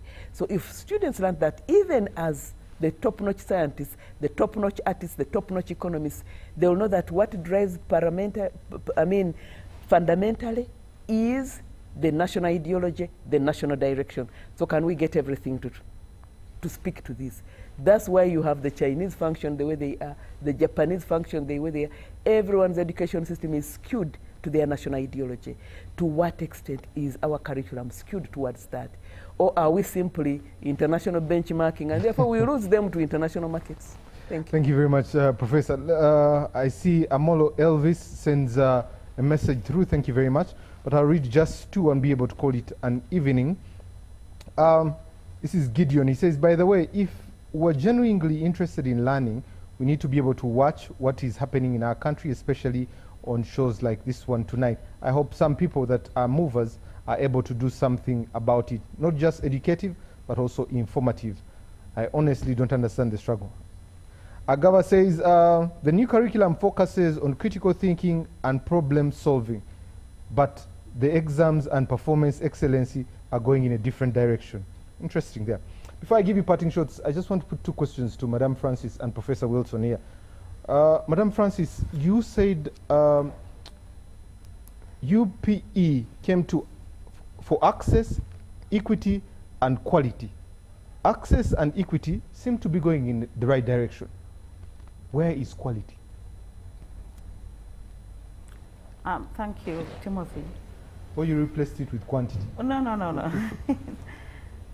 Quality is, if you look at education, it's a process model where you have inputs, you have the process, you have the outputs, you have the outcomes. Now, the inputs are also numerous. So it's the inputs that talk to the process. And we've been discussing here the issues of teacher quality, the issues of infrastructure, the issue of teaching materials, and many others. Now, we have made strides towards that. So there have been quite a lot of interventions now looking at the quality aspect of that. We are not yet there, I can say, but there are so many interventions to address the issue of the quality of education. And you can look at the quality of education in different ways. But for now, I think one of the parameters that we use for quality education is the number of children who pass end of cycle examinations. Yes. And I think you can see some indicators there already that throughout we are having increments on the percentage of children who are actually passing. So when it comes really to individuals, I think that's where it is. When you look at globally, schools globally, then you can say the quality is improving. Now when you get into particular areas, there are districts, there are local governments, there are schools that are lagging. So we require intentional strategies. And one of the things, I think Professor Saleh already talked about it, that one of the things that is a barrier to quality education is teachers' attendance to duty. It's a big barrier. And I was reading, it's not just, it's a sub-Saharan issue. So the Ministry of Education and Sports using now the digital systems to ensure that we are tracking our teachers in real time. And I can say very confidently that in the last 3 years, there's been an improvement in attendance of teachers to duty. And we are very, very hopeful that in this coming year, in 2026, it's even going to be much better. We are enforcing attendance of teachers. We are also improving on inspection. We also digitalized inspection because every human being requires to be supervised. So when you don't supervise people, naturally, people relax. So the system is in such a way that we can also monitor whether the inspector has been in the school through a GPS system on the dashboard. Wow. And even shows the aerial view of the school where the inspector went. So there's more improvement in terms of reaching to the schools, supporting the teachers teaching. And so those are some of the improvements that we are putting in place, or strategies we're putting in place to ensure that we improve the quality of the teaching and the learning. Thank you. Professor Wilson, my last question goes to you before I give parting shots, starting with Jennifer here. I couldn't ask her this question because it would put her in a delicate situation. Professor there said assessment of P7 or the equivalent in some countries, at the end of it, like UNEB, doesn't happen. Is UNEB still relevant in this 21st century? Yeah, thank you, Timothy. I think I agree with Professor Sally that we should focus more. And what should it turn into? Yeah, I think we should focus more on developing the competencies, the knowledges these learners are supposed to develop, and then progress to the next level. Yeah, I think that will help curb this exam-oriented passing with the 4-5. Yeah, so I think we need now to focus on developing a learner holistically, focusing on the 3 domains, that is the psychomotor domain, the affective and the cognitive domains. But the current primary system is focusing more on the cognitive aspect, even much as the so-called competence of the secondary, still you find that there is some big percentage of emphasis to theory other than practice. So, and I think as a country, we need to focus more on vocationalization of education. I think interesting ideas have been brought up here, but then you ask yourself, how can they be put in reality? Because I tell my students that accurate perception of reality and analysis of it is very important if you have to progress. We have the resources here. Why don't we have deliberate effort agenda to educate our people how to manipulate the resources and make products, instead of, you know, having so much of the theory courses, preparing them for jobs, instead of manufacturing, and you create an economy yourself, economic activities. Yeah, so I think. Thank you. I'll start with Jennifer, her parting shots. Over to you, Professor, Madam Francis, Mr. Patrice, and finally, Professor Sarah. Your parting shot. Okay, thank you so much, Timothy, and I want to thank everybody who has been part of this show. I want to, first of all, to thank the parents and everybody who has been part of the process of teaching and teaching of the learners, and to encourage the parents to please continuously be part and parcel of the process of your children's learning. It is very critical, and once you are part and parcel of the process, they are going to perform much better. Do follow them up. And then to the teachers, we are going to produce a report on the work of candidates. Please, once it comes out, be sure to get on the portal so you can be able to assess and evaluate yourselves and see what needs to be improved. That is very critical because it will help us to improve on our performance, but also to make sure we bridge all those gaps. Thank you so much. Thank you. Professor. Yeah, thank you, Timothy, and dear viewers and listeners, thank you. It has been interesting to hear the different views, especially on things that we need to do to improve our education system, and how I wish, just as we mentioned, that we have deliberate efforts by the different stakeholders, so that we have fora where we can sit and brainstorm on how we can improve our education system. And to the rest of our colleagues in the academia, we need to really improve and try to provide the direction for this country. Thank you. Thank you very much. Madam Francis. Thank you so much, and thank you, viewers, and thank you for this opportunity. For me, it's really to re-emphasize that education is a shared responsibility, and all of us need to play our role. But out there, specifically to our different partners and actors in education, that let children be children. Let children learn at their pace, because every child will always learn, and they should never compare children. So let's teach according to the syllabus, and let us not teach just for the sake of teaching for examinations. Let's empower our children to be intentional in learning, because now the most important is lifelong learning. So if we do not equip our children with those skills of lifelong learning, even when they complete education, they will not be lifelong learners. Thank you very much. Mr. Patrice. Thank you very much, Timothy, and our viewers. I would like to say that curriculum implementation is very critical. So our teachers, I would encourage them to focus on the prescribed curriculum, to say that the way we package the content, the way we package the learning experiences, they benefit the learner to be more of critical thinkers than people who are just trying to be passive learners.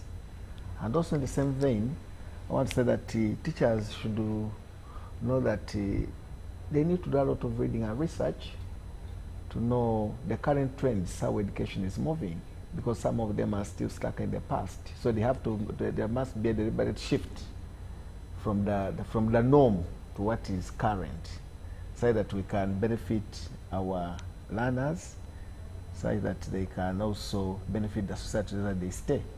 So in the curriculum that we are looking at, I didn't mention that we are looking at what we call localization of the curricula, whereby students within the environment are able to solve problems in the society and the communities where they stay. So teachers really have to upgrade to match the current trends. Thank you very much. Thank you very much. Finally, Professor Sarah. Thank you very much, Timothy and fellow panelists. One thing you said which caught me and which I saw last week was when the results in some districts, when the results came out, the whole movement of big lorries with the loudspeakers promote. Yes. And what was shocking in this time was having younger children dancing on top of those lorries. as over-advertising the schools because they were the schools that had produced falls in the district. I thought this is capitalism in education going to a higher level. But aside from that, and I think either the Ministry or the urban authorities have to do something about that. I think it's not fair. But I think apart from that, we need to rethink our education. And I believe the research the Ministry is doing, the NC is doing, is an attempt to rethink the education.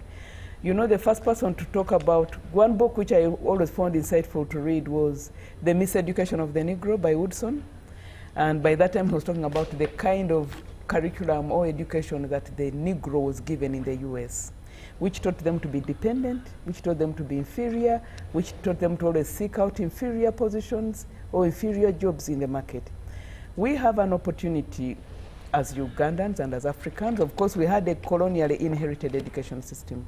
But over the last 60, 100 years, our governments have been trying very much to rethink our education system by localizing it, by making it to be informed by our material circumstances. And I think what we should do as people who find ourselves in the sector and as parents is to try and understand this shift and have a mindset shift.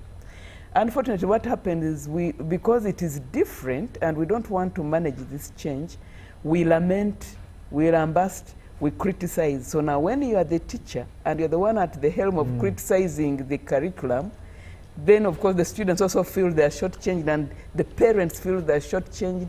Yet actually what the primary school owners are saying is we don't want to invest more in making these things more practical than real.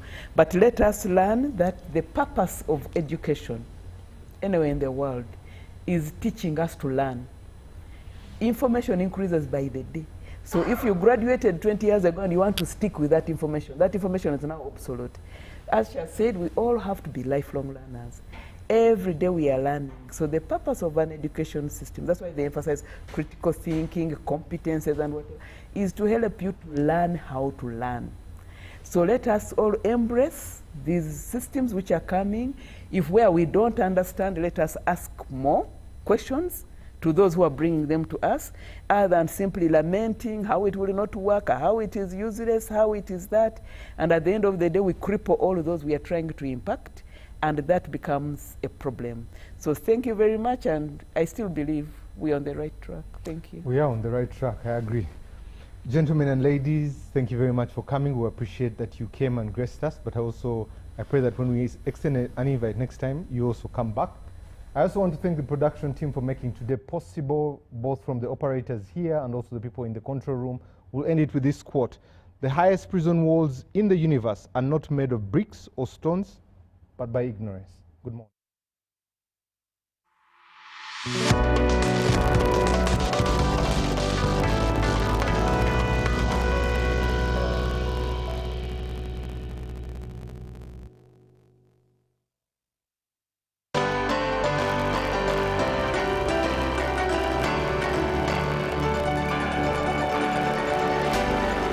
UBC inspiring Uganda.